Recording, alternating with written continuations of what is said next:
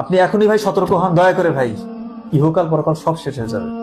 দয়া করে ভাই আল্লাহকে রাজি খুশির জন্য, আল্লাহকে খুশি করার জন্য গোপন গুনাহ ছেড়ে দিয়ে গোপন ইবাদত করেন।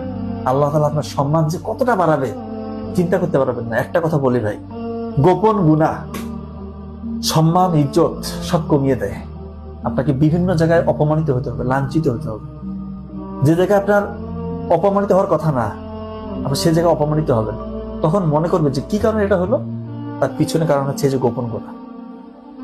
এবং দেখবেন আপনার যে রিজক, বরকত, রহমত আল্লাহ তাআলা দিয়েছিল সব উঠাই নেবে।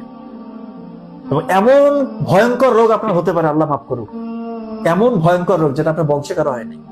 নতুন নতুন রোগ আপনাকে ধরবে এই গোপন গুনার কারণে। এবং গোপন ইবাদত আল্লাহকে রাজি খুশির জন্য, এই গোপন গুনাহ ছেড়ে দিয়ে যখন তাহাজ্জুদের সালাতে আপনি দাঁড়ায় যাবেন, সবসময় ভালো ভালো চিন্তা করবেন, অন্যের উপকার করবেন। এবং গোপনে যখন একাকী থাকবেন আল্লাহকে স্মরণ করবেন, আল্লাহ যে কত খুশি হয়ে যাবে।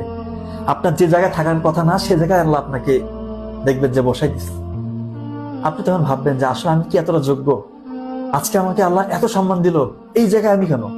কারণ আপনি গোপন গুনাহ না করে গোপন ইবাদত করেছেন। আল্লাহ তাআলা খুশি হয়ে গেছে। আল্লাহ তাআলা আপনার ইহকালেও সম্মান দিবে ইনশাআল্লাহ। আল্লাহ চাহে তো পরকালেও আপনাকে অনেক গুণ বাড়িয়ে দিবে।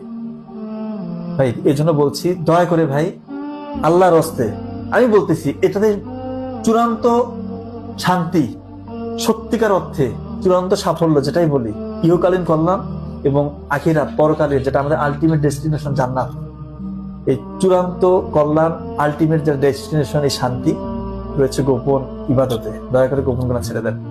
হয়তো লং ভিডিও হয়ে গেল, তবে আমার কাছে মনে হচ্ছে এটা দরকার ছিল বলার। ধন্যবাদ। আসসালামু আলাইকুম।